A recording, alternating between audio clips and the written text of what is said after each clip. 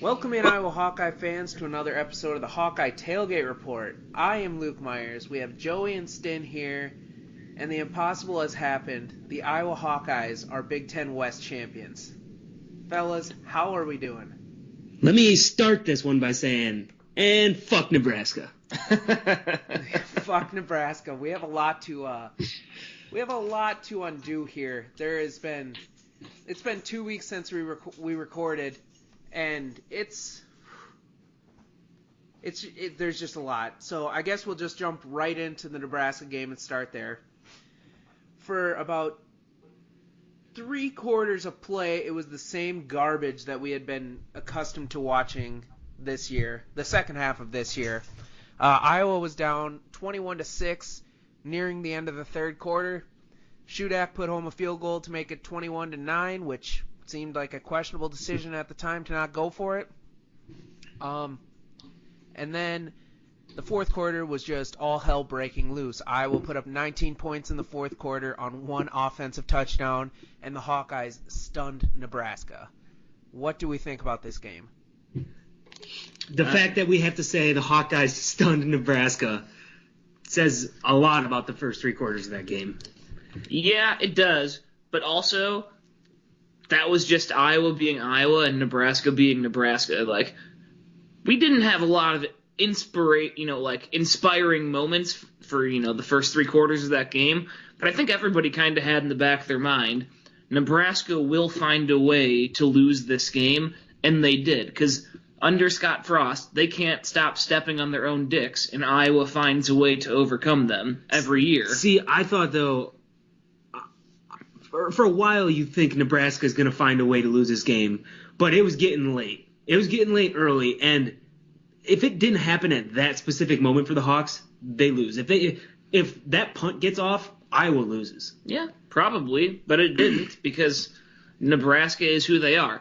And if it couldn't paint a picture of how Nebraska's program is run any more than what Scott Frost said in his postgame interview when he said that was the game right there when they blocked that punt. Even after the blocked punt touchdown, we were down by, 7 points, 6 points?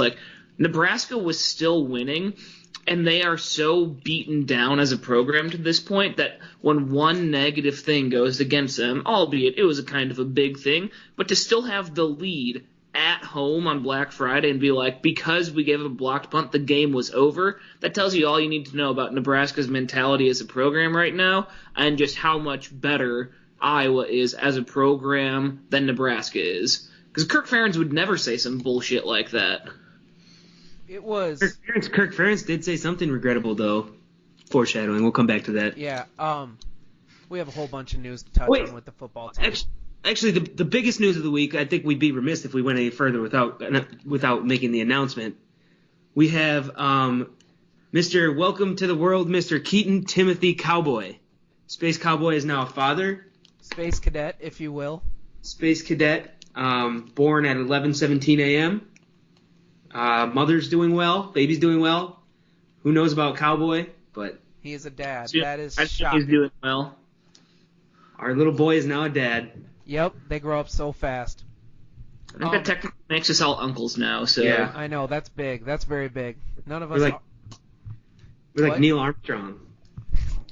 Did he? Austin Stanley ride. What? She didn't even go to space. Oh, what? Did she? Yeah. Maybe I'm thinking of a different Sally person. Ride was like the first woman astronaut, wasn't she? Could be. I don't know. I'd be lying if I knew. If you asked me to name any astronauts outside of Buzz Aldrin and Neil Armstrong, I couldn't really do it. Tom Joey? Hanks, Kevin Classic. Bacon. Yeah. Yeah, Kevin Bacon. I don't think they count. I don't know. But anyway, back to the game. Yeah, me and Steve Winter, who we're going to Indianapolis with this weekend, should be an absolute riot. Correct. We were watching the game with each other, and we look at each other when Nebraska scored their last touchdown. And we're like, well, this is certainly going to be it for the Hawks today. And Luke, take the mic away from your mouth a little bit. Oh, my You're bad. speaking too into the mic. Sorry, I would also like to include that my computer took a crap, so I'm doing this on my girlfriend's computer this week, so it's Nice brag. a little rag. But yeah, bear with us this week for the quality. Hopefully we get my laptop back soon. But yeah, we thought the game was over. nobody could probably blame us the way we watched the offense play this year, So. Oh, and man, it was. I yelled at the TV more in the first two and a half quarters of that game than I did almost any other game of the year, I think. And I've never seen a single play fluster the opposing team so much than the block punt did. Like, Nebraska still very much had that game in hand. It's like the second that play happened, their game plan went out the window. They changed their offense. Scott Frost literally said after the game, that was the game. He said the game was over in their eyes after that block punt, even though Nebraska was still winning. Like, they are such a feeble-minded football team that something can go against them like that while still be winning at home and just have the mindset that we're defeated already. I have no idea how he makes that statement after that game. It's mind-blowing to me that as the coaching staff, they were in the mindset that the game was over at that point in time, even though they're still winning. I can't believe that he's still the coach of that program. And it's because his buyout's too big. When you lose, they lost every game they lost was by less than 10 points this year. That's a coaching issue right there.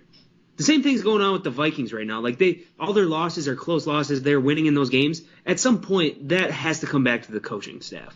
I agree 100%. But, I mean, Iowa has won a lot of games this year because of their special teams and defense. And granted, the defense did not look very good for the first first 2 quarters.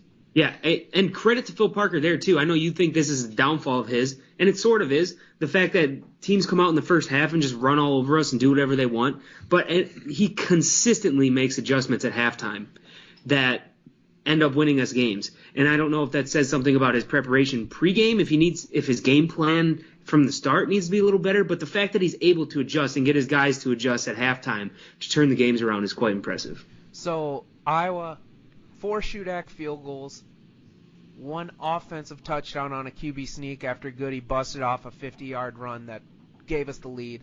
And then we had a safety as well, correct? I'm not missing anything. That's 28 points, right? Yeah, that safety was great. Oh, and the block punt, obviously. But looking back on hindsight after what happened on Saturday, that block punt is one of the biggest plays I can remember for Iowa.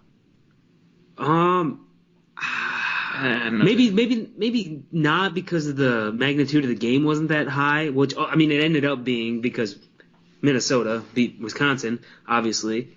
But I don't know if it was, I don't know. It was definitely a big play. Yeah. We don't win that game without that play. Oh, so. Absolutely not. 0% chance we win that game without that play. Because, I have confidence in the defense being able to make stops back-to-back times. But thinking that the offense would have scored twice in 1 quarter, I'll never wrap my head around that. No, not at all. Although I will say, as much as I've ragged on the offensive line this year, they've certainly matured in the run game. The pass protection is still pretty bad, but the running game has gotten significantly better over the last 4 or 5 games. So that's at least a good sign, and that's going to be our only hope against Michigan, I have a feeling, in the Big Ten championship game. Let's just have fun because we're there. And you know what? If we win, we win. But let's just enjoy it because who fucking knows? Yeah. I honestly think that as good as Michigan looked against Ohio State last weekend, I don't think they'll play that well against Iowa because, Michigan was playing for so much more. I shouldn't say so much more. They're playing to be in the the college football playoff. But, it was against Ohio State. It was at home. It was for the East, championship. They hadn't beat Ohio State, their biggest rival, in 7 years. Harbaugh couldn't get over the hump. It was kind of – I feel like they had such an emotional high in that game that they are probably going to have some type of letdown from that going into the Big Ten championship because there were so many factors that go into the win that they had that, it's got to be – sort of draining a little bit as a team. So, I'm not saying that Michigan's going to play bad because they're not and they're a good team, but I think that what we saw from them against Ohio State is, the absolute peak of what Michigan can be, and I don't think that they're going to, be able to replicate that again come Saturday. But also I'm an idiot, and I'm probably wrong about everything that I just said. So like I said, we're there. Let's just enjoy the ride and see what happens. Can confirm the idiot part. So now looking at what happened on Saturday night when Minnesota did the unthinkable and actually took down Wisconsin. I mean, Iowa fans certainly hoped it would happen, but the fact that it actually happened and the pure elation that came from Iowa fans all over the place after that game, it was more shock, I would say, than anything, right? I'm more just excitement for me. Honestly, I wasn't that shocked that Minnesota beat Wisconsin just because Minnesota plays most everybody tough, and I don't think Wisconsin is actually that good. We looked like dog shit against Wisconsin. That's an understatement. That was my one Phil dig for the season was that game. But it was a bad night to be a Busch Light after that happened. Oh, yeah. Let's be fair, that was going to be a horrible night to be a Busch Light regardless, but... Yeah. Yeah, we didn't get to see much of the Wisconsin-Minnesota game. We were at a wedding, and so with criminally bad service in New Vienna. I'm not going to lie, I had full bars. I think that was a you problem, Luke. I had 0 bars. Yeah, that's a Verizon problem. I had all of my bars. 10 bars. But Iowa ended up somehow, I mean, one stat I saw in the early part of the Minnesota-Wisconsin game was that Minnesota's defense was like 4th best in the Big Ten. That gave me a little hope. And we certainly know that nobody trusts Wisconsin's quarterback play. If they're going to beat somebody, they're going to run for 200 yards on the ground, and that's just the way it is. But that wasn't the case. It was relatively close the entire game. Wisconsin got a pick 6, and actually, they only had 3 offensive points in that game, I believe. I don't know. I didn't watch. It was something like that. And it wasn't a final score like 23-10 or something like that. Yeah. So it was never really as close as it seemed. Shout out to Minnesota. I mean, Minnesota got a touchdown late with like 6 minutes left, so it was close until pretty much the end. Yeah, I know, but like I said, the only way Wisconsin's going to beat people is by running the ball, and they couldn't do it. And hell froze over, and Iowa somehow found a way to get back into Indy. I think you're not giving Iowa as much credit as they deserve. Like, yes, they needed a win from Minnesota at the end of the season to get into the Big Ten championship. They still won 10 games in the regular season. I'll say this. We could have rolled over after we lost to Purdue and Wisconsin and just said, fuck this, it's Wisconsin's division again to lose. And we didn't. We ended up winning, 4 in a row to end the year? And we did what we had to. Were the games pretty? Absolutely not. But we ended up winning those games. It still was Wisconsin's division to lose, and they did. It was. I mean, you know what's even crazier to think about? If we wouldn't have come back against Nebraska, Minnesota would have been in the Big Ten championship game. Well, yeah. We put the nail in the coffin of their season on Friday and then promptly turned around and said, all right, now please win for us. Big ups to Minnesota for still getting up for that game. I mean, that's a huge rivalry for them. Yeah. So. It is also a great trophy, too. The Paul Bunyan's axe. I do appreciate that one. It's okay. I like it. And so, jump ahead to Indy now? Well, I think there's other Iowa topics from that game that we kind of missed, like the fact that we made a quarterback change at halftime. Didn't really talk about that. That's pretty significant. Yeah. So, all last week, or there was a report late last week that the quarterbacks had been dealing with the flu, both Padilla and Petrus. And I'll say it. I mean, I'm openly like a huge Petrus supporter, and Padilla does all the stuff wrong that Petrus does. He can just move out of the pocket a little. Like, he throws the ball a million miles an hour on short passes. He makes bad throws. I would agree, but let's be honest here. Neither, at least what we have seen to this point this year, and obviously Padilla's body of work is a lot smaller than Petrus's. Neither of the quarterbacks that Iowa is currently employing as starters has been very good. Like, just kind of point blank period, that's that's just what the situation is. And Iowa football's recipe is kind of, we're going to ugly you to death anyway. Defense, special teams, run the ball. And the formula works for us. But we shouldn't sit here and pretend that our quarterback play is really ever good, just in general. I mean, and it sucks to say that, but for the most part, our quarterback play is the worst part of our offense. I don't know. Maybe that's being very general. This year especially, that's the case. No, you're right. I would make an argument that Drew Tate, Ricky Stanzi, C.J. Beathard, and Nate Stanley certainly were better. They were good for Iowa. Yeah. But if you put any of those guys on this year's team... Yeah, I'm not trying to get into a big debate about historical Iowa quarterback play. They would all get sacked like a motherfucker because the offensive line can't stop anybody. Yeah. The point that I was really more getting to is that I think that the quarterback play for Iowa means less to the success of this team than it does for literally any other team in the country. We survive on quarterbacks making bad throws and completing less than 50% of their passes and winning. So, I don't know. It was probably right to make the change because Padilla didn't have it in the first half.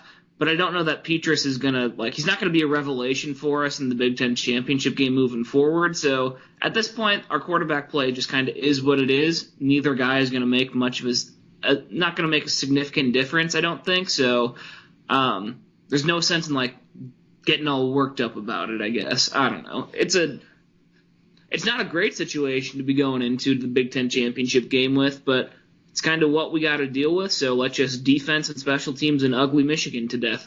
I know. I mean, they have to game plan for two quarterbacks now, because who's to say that they're not going to do the same thing? Mix and match? Yeah. Well, it is. Petrus Purdue is starting.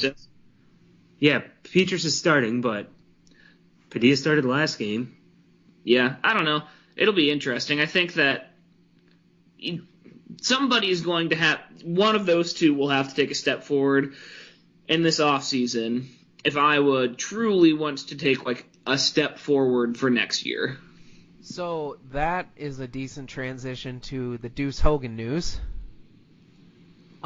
He announced he's in the transfer portal, which kind of really blows because I loved that kid as a recruit. That was pretty much a given, though. But what Kirk said, that even jokingly, that is not something that I think any coach should say, even in a joking manner. I hated that. Yeah, what did he say? He said, if we have to start Deuce, I might as well stay in Iowa City or something. Yeah. What does that say to a guy that's been with your program for 2 years now? He was one of your great recruits who helped you. I don't know. I just hope it doesn't turn into an Eno Benjamin situation now. I don't think it will. No, that's Deuce, too far ago. Yeah. Also, Deuce is he was positionally blocked. He saw Petrus starting now, so Petrus is on the roster for another season. Padilla is only a sophomore, so he would have and obviously was the number 2 going to get the starting reps after Petrus. He's going to be there for another 3 years. I don't think there's any quarterback in the country that wants to sit as a second or third stringer for 4 years in a program, and from what I've read, it sounds like he was maybe going to get passed up by Labus for the third-string job anyway. So, I don't know. I loved him as a recruit. I thought that he was going to be good. But to me, it just sounds like the writing was on the wall for a while anyway, and he was never going to end up playing for Iowa. So, whatever, yeah. What Kirk said wasn't the smartest thing. I'm not that upset about it. But, he decided to leave, whatever. Hope he does good wherever he goes to, but it sounds like he wasn't going to be part of Iowa's quarterback plan moving forward anyway, so I don't know. It sucks because we liked him as a recruit, but at the same point in time, I'm fine with. I'm already moved on from it. And one of Petrus or Padilla is going to transfer, and I have a feeling it's going to be Padilla. I don't think that either of them will transfer. Really? Why would? There's going to be just a straight-up quarterback competition. This is a team that's going to the Big Ten championship game this year, and it's pretty obvious that after this season there's going to be a competition to be the starting quarterback, and they both know that the team that they have coming back is only starting 3 or 4 seniors right now, so they bring back almost all of the talent that they have to a roster that is just brought in one of the best, 2 years ago, so like now that they'll all be, redshirt freshmen or sophomores next year, one of the best recruiting classes Kirk Ferentz has ever had, with that talent infusing the roster onto a Big Ten championship team. I don't know why you would transfer out of that situation when you have just as good a chance as anybody to become the starter of that football team. All right. Well, I saw somebody tweet that today, and I'm like, well, it makes sense if we have Labus there, and then we have Carson May coming in next year too to be quarterback or be on the roster for a quarterback position. I don't know. That will play itself out. Other football notes. Riley Moss, defensive back of the year, although he missed, 4 or 5 games there? Yeah. I don't think it was 5. It was definitely not 5. Probably 3 or 4. I think it might have been 3. It was at the end of the Penn State game, right? Yeah. So, 3 or 4. I think it was 3. We didn't see him in Wisconsin. No, I think he came back after that. Purdue, Wisconsin. I don't think he played at Northwestern because Jamari Harris started that game. So it was 3 full games. But now Hankins is out, which friggin' blows. Yeah. Hey, but let's give some praise to Moss here because he was a 2-star recruit and he deserves a little time. I mean, Iowa fans certainly appreciate him now, and yeah, he's exceptional. I think that Iowa is making a pretty good case that if they're recruiting you to play defensive back, you should give them a whole lot of thought because 5 of the 10 Defensive Back of the Year awards since the Big Ten has started giving it out have gone to Iowa players. DBU. Who are they? Micah Hyde, Desmond King, Josh Jackson, Monty Hooker, and Riley Moss? Yep. Moss will be playing Sundays. I don't think so, but I'm not going to touch that. Why? Just because he's a Caucasian? Yes. Mostly yes. And he's too small to switch to the safety position. Let's just send him off on top. Maybe, hey, who knows? Maybe he comes back for another year. He could do that. Who else won Big Ten awards? Linderbaum. Oh, yeah, obviously Linderbaum. Charlie Jones. Who'd you say? Charlie Jones. Charlie Jones, Returner of the Year. And those are 3 names that we all mentioned weren't sure if they were coming back or not next year. And like I've said before, Iowa fans would certainly welcome them back with open arms. Phil Parker was snubbed from the coordinator. I don't know any of the names. Yeah, I don't know. Okay, yeah, but he's not being recognized as one of the top coordinators in America. That's something considering they have one of the best scoring defenses in the nation. And then I think that, we could talk about how Torrey Taylor got absolutely hosed as not the best punter in America, or Caleb Shudak isn't a Lou Groza finalist, but no time to be bitter. We're playing for a championship this Saturday, so let's get excited about that instead. And now we look ahead to Indy, Iowa, Michigan this Saturday night. I think official time is 8:17 kickoff time. So late. Yeah, the East Coast blows. People who like the East Coast. It'll be 7:17 Central. Yeah, but for everybody that is not a loser and is going to be there, that's late. I'm sorry I'm poor, Joey. Okay? Woohoo, sir. Yeah. So That's yeah, mean. Iowa, Michigan spreads what, 10.5? Yeah, it seems fitting.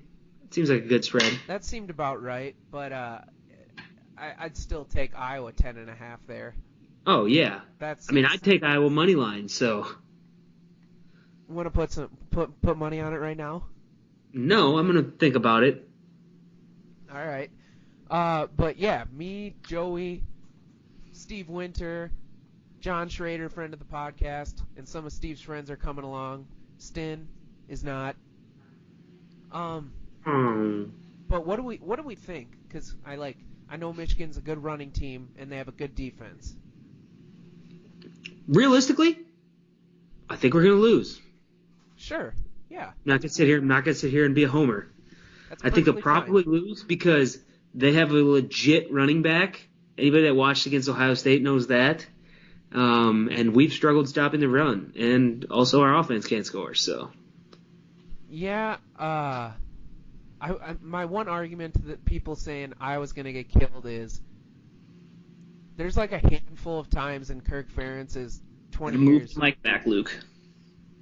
There's a handful of times in Kirk Ferentz's 20 years where you could look at them or look at it and say, yeah, they got absolutely killed. This year, Wisconsin, like, it just doesn't happen. That's why I don't think Iowa's going to get killed like the national media is intending they're going to. Well, I don't either. I think that's why I said I think 10.5 is a pretty good spread, but it's. Yeah, I'm sure they'll keep it close. I mean, I don't know. I mean, they haven't given up over 30 points since when? Fucking 1970s? Yeah. I don't know. They don't get killed. We need to make it an Iowa game. We have to kind of dictate the tempo of the game. We need to ugly it up a little bit. A lot of defense, a lot of special teams. That's the recipe for success for Iowa, and that's how it's going to have to be for us again against Michigan. So, and I get it. It's not necessarily fun to watch, and it's not like appealing to the eyes, but that is Iowa's strategy for success. So if we are going to have a chance in this game, that's what we're going to have to do. So expect a lot of runs, expect time of possession, like pin them deep, play the field position game. That's what it's going to take to win. Iowa doesn't lose by a lot ever. They just make it feel like you do. The games they lose are just so hard to watch that it feels like you're getting beat by 50 the whole time. This might be the quickest Big Ten championship game, though, in the history of the Big Ten championship game. Because both teams are going to want to run and play defense. I'd be fine with that. Yeah. Get the party started sooner. The lower scoring it is, the better chance Iowa has at winning. And, I mean, we win, we go to the Rose Bowl. For all you very, very unrealistically optimistic Iowa fans out there, there's no chance in hell they go to the college football playoff. Yeah, Gary Bart is the chair. Yeah. He can make anything happen. Yeah. You know what? That'd be so fitting. If Iowa does win, he finds a way to get Weasel Iowa up there, and then everybody in America hates him along with the Iowa fans. Something tells me that he's not against that. Yeah, he's not afraid to be hated. Yeah. But what did you guys think after Iowa beat Nebraska the other night? How they were celebrating in the locker room with the Big Ten championship trophy and the Big Ten West champion shirts? Didn't like it. Despised it. Yeah. That was dumb. You can only do that if you know for sure you're the outright Big Ten West champion. That was yes, technically no matter what, they were still Big Ten West co-champions. I don't care. I didn't like that move at all. Because, at that point, they were essentially celebrating second place. Yeah, for all intents and purposes, it was second place at that point in time, so didn't like the move. Turns out it paid off for them because they ended up winning it, so it doesn't look that shitty in the end, but I didn't like the move at the time. Yeah, the only justification I have behind it is that they were thinking, if by chance Wisconsin does lose tomorrow, we have this is our opportunity to celebrate that. But that is a bold strategy to have. No, I think they were just celebrating. They were doing it anyway. Yeah, they were they would have tied for first place in the Big Ten West. They technically would have been co-West champions, but they just lost on the tiebreaker. They were doing it because, well, technically they weren't wrong. It certainly didn't feel right. Not at all. But hey, we're here. We have the chance. A lot of Iowa fans are going to be there. We're striping Indy, which doesn't really make a lot of sense. Don't like that, yeah. Because one of Michigan's colors is maize, so it's not going to look as cool as I think a lot of. Yeah. If you went blackout would stand out. Should have just done blackout. Yeah, I don't have any gold either. Are you in the gold section? No, but either way, I'm just wearing my Josie Jewell jersey. What section are we in, Joey? We got student tickets, by the way. Won't know until we get them.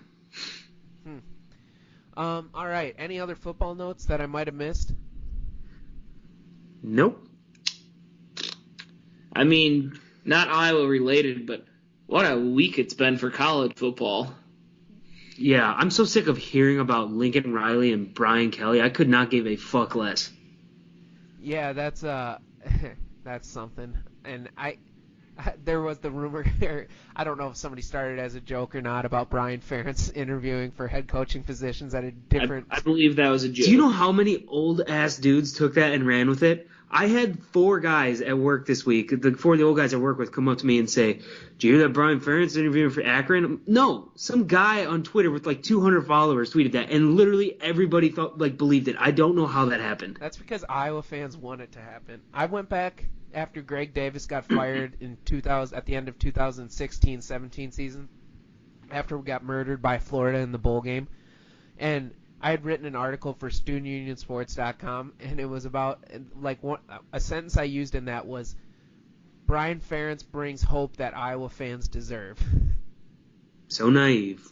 Well, it was hope. He did not deliver on that. Not even close. 4 or 5 games in that stretch. But yeah, I think maybe he'll pull another one out of his bag of tricks for the Big Ten championship game. Out of his ass. Sure, that too. Yeah, just get us to the Rose Bowl. Iowa fans deserve that, at the very least. Rose Bowl when Christian McCaffrey is not playing. I was thinking about that. When the other team has like a surefire NFL star, there's a reason they're that good, but we get absolutely boat raced by them. Not the team, but specifically that player. David Johnson fucking ran he had a ton of receiving yards when we played him. Saquon just ran all over us. Christian McCaffrey. David Bell. Ugh, gross. Yeah, so. But I think that wraps up football talk here. Hopefully next week on the podcast we have a pretty exciting pod about the Hawkeyes being Big Ten champions, but that's to be determined. But now we'll get to some basketball talk here. So the Hawkeyes are still undefeated, 7-0. They beat a couple of scrubs along the way. We know that, some Divine Word College and Wartburg College teams. But then they went to Virginia this past Monday night and kind of, I think, surprised the hell out of basically everybody, right? They didn't surprise the hell out of me because Virginia has a couple losses already, and also our offense. Yeah, our offense is great, and I didn't go into that game expecting to lose. I thought that it would be a close game, and it was. I wouldn't say that this surprised the hell out of me because I think that this team is a lot better than most people are giving them credit for, or like preseason had given them credit for. Like during the broadcast of the Virginia game, the broadcasters were talking about how Iowa was picked to finish 9th in the Big Ten by the media or whatever, and they're like, Iowa's going to finish better than 9th in the Big Ten. And they're right, like, yes, there is going to be struggles and pain. Like, we might find that out real quick with our next 2 games being against Purdue and Illinois. But we're not a bad team, so I wouldn't say that it surprised the hell out of me. It was nice. I was surprised when we found ourselves up 21 in the first half. That was a bit surprising. But I also wasn't surprised when I saw we blew the lead in the final 2 minutes. Well, that's just college basketball, though. That shit happens. Like the Indiana-Syracuse game last night, it's basically the same game. Literally. Same game as Iowa game. But, I mean, Syracuse is up 20 or 21 on Indiana, and it came down, they went to overtime. Double overtime. Yeah. But so many characteristics of that Virginia game down the stretch had, like, the same feel of all of Fran McCaffrey's tenure, where it was like, you get the ball back with the chance to win, and then Joe T dribbles the ball out up front, and then dribbles and puts up a tough shot and banks it in. The only difference is Patrick McCaffrey had the biggest block of his life in this game. The block that may not have mattered. We don't know. Yeah, it was very close as to whether or not he would have got that shot off anyway, but guess what? It doesn't matter because Patrick made a great defensive play. That being said, our defense was god-awful in the second half. I don't know why in the hell Fran McCaffrey insists on playing zone defense when the only thing that we accomplish out of it is leaving three-point shooters without a guard within 3 feet of them. Every time. It's like, and we do it for like 10 to 12 minutes at a time. Like, basically, Virginia at one point was shooting 7 of 9 on threes in the second half. And part of that is, I give them props for knocking down shots. 60% of those, there was not a defender within the same area code as the shooter. Our zone defense is horrible. Horrible, horrible, horrible. And we are, like, stubbornly stick to that for long stretches, and I don't get it. Especially, like, this year's team is absolutely athletic enough to play, like, passable, just man-to-man defense. Like, we don't have especially if Jabo isn't on the court, we don't have somebody that is just going to get exposed on the defensive end that we need to play zone to kind of cover up for those deficiencies. And yet we still play zone, and we're horrible at it. And I don't know. Apparently Fran McCaffrey sees something that I don't, and there's a reason he's the head coach of the Iowa Hawkeyes and I'm not. But I think most Iowa fans watching the game when we play zone defense are like, why are we playing zone defense? Yeah. That shot, Nature's healing. that shot was huge for Joe T's confidence too. I gotta imagine It was huge I think it was a huge building block for the season for this team, because 80% of the Iowa teams in the last 5 seasons would have 100% lost that game after giving up that huge lead and then being down in the final seconds. That's a game that Iowa does not win in the past. The fact that we were able to do that on the road against a quality opponent this early in the season with an inexperienced team is going to be huge to have that experience moving forward in the season when we know that the Big Ten is such a difficult conference. it's also a game that Iowa, at least this year, doesn't win without Jordan Bohannon. Absolutely. He was making big shot after big shot. Every time that Virginia had a run going, especially in the first half, earlier than the second half it seemed, they'd get it within 3. Jabo would make either a deep 3 or a 2 to get it back to 5 or 6. And he did that probably 3 or 4 times, which ended up being huge. That's why he's on the team, and that's why when he said he was going to come back, I said I was excited for him to be back because we need that type of playmaking. And if I remember right, both of you guys were kind of... I was on the fence about it because I didn't know what his role was going to be at the time, but then they announced that he was a 2. In the role he's in presently, he's great. I knew that it was going to be a good thing for us right away, because at the time, I specifically remember saying, he's Iowa's and the Big Ten's all-time leading three-point shooter and Iowa's all-time leading assister. Whatever your personal opinions of the guy are, that's a person that's valuable to a young, inexperienced team. Yeah, no, I was on the board with Jabo coming back because I knew we didn't have many shooters coming back with Weezy and Luka and CJ leaving. So we still got some shooters though. Yeah, turns out Peyton Sanford, they didn't play really. Yeah, he only played for a couple minutes, only took 1 shot, but he's going to make a whole bunch of threes in his career. Keegan Murray's 3-point shot is kind of Chris has looked pretty decent. Joe T has looked confident shooting threes so far this season. So Tony Perkins, baby. Perk should have been playing more late in that game. We need him on defense. Yeah, but for as good as we're feeling now, I could not have less confidence that we're going to go into Mackey Arena. We are going to get the shit beat out of us at Purdue. I think we're gonna very, very much struggle against teams with good bigs. But I can tell you how this game's going to play out. Purdue's going to lose by 18 to 20, 30 3-pointers. And the thing is, nobody expects Iowa to win at Purdue this year. We expected to win at Purdue, or at least play respectably good at Purdue last year. This year, it doesn't matter. We know that we're a young team. We know that we're going to have growing pains. We know that Purdue is, now, after Duke lost last night, is going, the number 1 team in the country. We are going to lose that game, and I'm okay with that because it's still going to be good learning experience. It's just, how do we look playing in that game?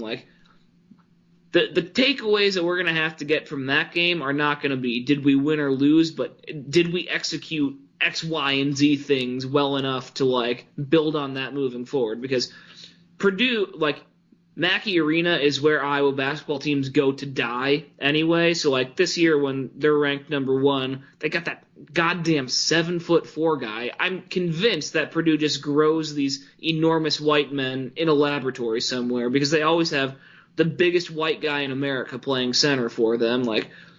It's probably not going to be pretty, but I don't know. It's going to be what it's going to be. I have low expectations for it, so if we play respectably well, I'll be happily surprised. Yeah, and then we have Illinois after that, which Illinois is kind of a toss-up at this point because they haven't looked very good. And then Iowa State, which is undefeated as well with 2 ranked wins and a tournament win already this year. Those are all 3 in a row? Yeah. Win 2. We beat Virginia. I'd be content with just beating Iowa State or Illinois. If we beat one of those 3 teams and go 2-2 in the stretch of Virginia, Purdue, Illinois, Iowa State, That'd be pretty good. That would show a lot, too, because a lot of people were mocking Iowa playing these terrible schools early in the year. And if we've shown we can hang right now, and that's certainly a good thing. Also, I don't really care about those early seasons, especially with this year's team. They just needed teams against crap teams to figure it out together because they were so young and inexperienced. But they play a 20-game Big Ten schedule, and the Big Ten over the last couple seasons has been clearly the best conference in college basketball. So it's not we didn't need early season games against quality opponents in order to build a resume. We'll have those opportunities throughout the year. So it makes sense to schedule the bad teams early to kind of figure out who you are as a team before you have to play the Illinois and the Purdues and the Iowa States of the world. Yeah, but yeah, J-Bo haters can suck it because that's why he's back. That's why he's here. And the team's rounding into shape, which we like to see because I thought at the beginning of the year we were going to be a bubble team. Now I think we slide all right into the 7-10 range somewhere, but we have a lot of season left. Say that, I think. Yeah, it's pretty good. I mean, especially because after seeing Keegan go down the other night, if he goes down, the season's over. Oh, yeah. I was fully prepared to give him my entire ankle if need be. Yeah. But, yeah, still a solid time to be a Hawk. The women's basketball team has been off for 2 weeks. They just practiced today for the first time because of a COVID outbreak in the team, so they haven't been in action. They played Duke on Thursday. Yeah, Duke tomorrow. That's on ESPN, I believe. I think I saw that ad during the Iowa game on Monday night. But I think that's it for the Hawkeye Sports Talk right now, right? Do we say fuck Nebraska? Yeah, I think you did. I'd have let off the show with that one. You did. You absolutely opened the show. But we're going to hit an ad from our sponsor, Rolling Hills Heritage Pork out of Farley, Iowa. Wes Henderson. Such good meat. His phone number is 319-461-5520. I actually saw a Snapchat and a Facebook post from Wes the other day saying if you want a hog for next year, hit him up. He's the man you want. Pork chops, bacon, pork brats, ham steaks, whatever you want. He is your guy. He's fueled us throughout this football season, so you're going to want to check him out. Juicy, voluptuous. What other adjectives? Sexual? Depends on how you eat it. Remember, bring the brat to your mouth, not mouth to brat. And don't grab the back of your neck while you're bringing it. All right, that's Rolling Hills Heritage Pork. Wes Henderson, Farley, 319-461-5520. All right, and now I think we're going to do a draft of... Joey, explain it. I'll explain it. So it's things that if you would not accept even if they were offered to you for free. All right. Yeah. And okay. I believe last time I went last. Okay, I you was go first. I don't think the time. order matters. Austin, you can go second. I'll go last. Yeah, There's a lot of I'd stuff. be shocked if there was a lot of overlap. We're just doing 3, right? 3? Yeah, I can do 3.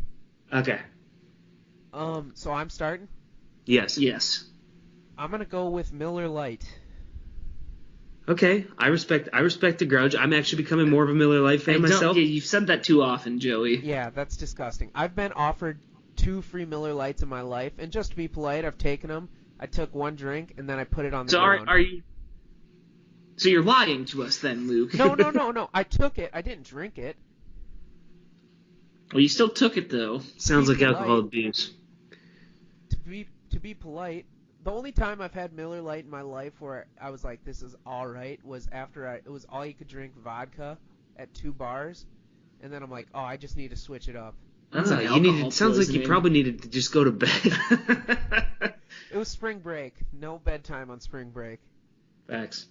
I guess. Actually, bedtime was about 5 p.m. for me my first night in Padre. Right. Well, yeah, that's a full story. Stan. I'm going to go? Okay. So with my first one, I'm going to go with Childcare from Casey Anthony. Just that seems like one that you're probably going to want to avoid if she's offering it to you. 100% there. Joey? Okay, I'm going to go with a Chicago Bears jersey. Ooh, good one. Solid. I absolutely despise the Chicago Bears and their fan base, and I think their colors are ugly. I don't respect their franchise, and so I would never wear their jersey, even if it was free, and even if it was like a vintage one. If it was like a Walter Payton, I still wouldn't wear it. Joey, would we like to bring up our opinion on their fans here? About how we think they've become worse than Green Bay Packer fans? Oh, absolutely. They're absolutely, because at least Green Bay is good, and so their fans actually they have a good quarterback. The fans have something. There's some truth to it. Now the Bears, Kevin White was in the Hall of Fame before he ever played a game. Did you know that? He was the first player ever elected to the Hall of Fame before taking the field. Wow. And how did that one go? He's pretty awesome still, isn't he? Didn't think so. He's on the Texans now, I think. So. Okay, so mine is a Bears jersey. All right. Along similar lines, Oh boy. I'm going to go with White Sox tickets. And also, I think this one is actually true. Like, you might say, oh, so you get offered White Sox tickets, you're not going to go. Actually, this summer for my birthday, the Twins were playing at the White Sox, and we could have gotten tickets for like $4.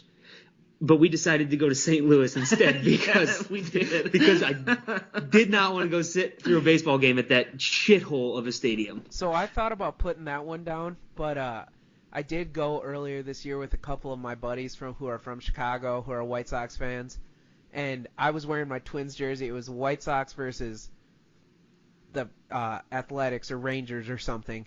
And as I was walking out of the stadium, people were talking so much shit to me. Just genuine assholes up there. Yeah, that place blows. Stints? Yeah? Okay. This one's kind of a throwback idea, but I'm sure you guys will agree with me here. That goddamn U2 album that Apple put on everybody's fucking phone. I thought about that on the way home from work. And what was worse about that was that you couldn't even uninstall it from your Yeah, phone. I know. Why? It's not there anymore. But Yeah, because they realized that everybody fucking hates U2. oh, that was horrible. Does U2 have they ever had a good song? I don't know. Yeah, Ugh. that had to have been one hell of a deal for them. Yeah, Yeah. just disgusting that was ever a thing. My second pick, I'm gonna go with Iowa State tuition. You cannot Okay. pay for me to go to Iowa State ever. Yeah, I could not fathom going to school there. No, That's fair. Yeah, if it was free, yeah, that's an absolutely good pick. And honestly, to be honest, it's nothing against even the university, just the town. Yeah, I hate Ames. Well, also and the university. Well, but- I mean, in terms of degree, you could get a good degree from there. But I'm just saying, like, yeah, the thought of going to school there makes my skin crawl and my stomach upset. That's a very good pick. Yeah, if they had offered me a full ride, I absolutely would not have gone there. And then my last pick, kind of along Joey's lines with the White Sox. I'm going with the Green Bay Packer tickets. Like, unless the Vikings are playing, I'm not going. I was just saying, you've been there, haven't you? Yeah, see, The you've Vikings- contradicted yourself multiple times in this, Luke. The Vikings played that game. I'm saying, like, just to a regular game, somebody's like, here's a ticket, come up with us this weekend. It's Vikings and or Packers and Bears. I'm not going to go to it. I would not either. I'm not going to Lambeau Field ever. Mark my words. So, those are my three. All right. With my last one, I'm just going to keep it simple here. Drugs, because I'm a good Christian boy and they're illegal. Whatever, man. Loser. Lou. All of us in this podcast graduated from a DARE program, guys, okay? Everybody in America's graduated from a DARE program. Yeah, you know what Nancy Reagan said? Just say no, okay? Facts. Who was our DARE officer? Sergeant Cruz? Oh, that dude was a Put G. some respect on that name. Yeah, he was the GOAT. I even remember they used to make, like, baseball cards for the sheriffs in Dubuque County. Yeah, that's I had his. Okay, Joey, last pick. my last pick is any movie with Meryl Streep. Oh, great pick. Yeah. Oh, I she cannot sucks. stand her. There's a lot of actresses that I'd have ahead of her on hatred list. Oh, no, she's Like, always nominated for Katherine Heigl? awards. She sucks. Katherine Heigl is at least, like, decent looking. Meryl Katherine Streep, Heigl. the chick from Grey's Anatomy, the blonde one. Oh, okay, yeah, What's she that pisses dresses? me off. More She's- famous from The Ringer. Is that the one you're talking about? Yeah. Yeah, she sucks. Ireland. It's Len. Good pick. All right, do we have honorable mentions? I got a couple. I have one. My one for You can go. I'll go. Gun safety from Plaxico Burris. Good call. Yeah. Ooh. Okay, this is NFL player related. I'm not going to say it's along the same lines, but relationship counseling from Ray Rice. Mm-hmm. Hey, aren't him and his Or- wife still together? Yeah, or anger management from Ray Rice. That too. Or a long list of other people from the NFL. Yeah. Yeah. Why is it NFL players are just scum like that sometimes? Ooh, because they're meatheads. Yeah. Just thought of another one, but you can give your honorable mention before you give it, Luke. Okay, I have two. A Jameson shot. I'll take shots of anything. I hate Jameson. Jameson is horrible, but I'm not turning down a shot. Yeah. Mm-hmm. And then a Pink CD. Ooh, good one. Yeah, I hate Pink. I'm not crazy about Pink. She does have that one song with Nate Roos, though. Just Yeah. give me a reason. Just a little bit's enough. Yeah. Just Good. a second. Good song. Yeah. But that's mostly Nate. Iowa City native, by the way. Really? Yep. Okay. The other honorable mention that I just thought of is any drink from Bill Cosby. Wait, didn't he get let go? What? He's out of prison now, isn't he? It was on a technicality, not because. He walked? Yeah. Because okay. Yeah. This So was just like a basically- couple weeks ago. I don't know. I don't need to go over it on the podcast, but yes, it's because the prosecutors got testimony Drugged? from him. The prosecutors got testimony from him that they said they would not use in the trial, and then they used it in the trial, so he got out on that technical ground. Oh, his prosecution seems about as good as Kyle Rittenhouse's. Yeah. So Or the prosecution against him. yeah. So that's why he got out. That's why he's walking free, not because he's not a scumbag, but because of a technicality. Alrighty. Do we have anything else we want to touch on? Fuck Nebraska. I think we've covered that. Cannot be All right. overstated this week, especially. Hey, let's have some fun this weekend, huh? I mean, Oh this- God, it's gonna be epic, man. I Yeah. feel so bad for anybody not going to Indy. Once again, Joey, it's because I don't have enough money. You don't have to rub it in, you asshole. You donated plasma this week. Once. Do it tomorrow. But yeah, let's have some fun. I mean, we've only been here one other time, and it didn't turn out the way we wanted. This weekend very well might turn out that way as well. But let's have a lot of beer, and maybe we run into a win and find ourselves in the Rose Bowl come January 1st. Or the college football playoff. That's not happening. Not happening. Thanks for listening, everybody, to another episode of the Hawkeye Tailgate Report. You can subscribe to the show on Apple Podcasts, Spotify, and Podbean. You can follow the show on Facebook, Twitter, and Instagram. The Twitter and Instagram handles are HTR_pod. You can follow all three of us on Twitter. Mine is Myers_Luke. Joey's is JoeMama2196. And Austin's is Myers Austin. Thanks for listening, everybody. And as always, go Hawks.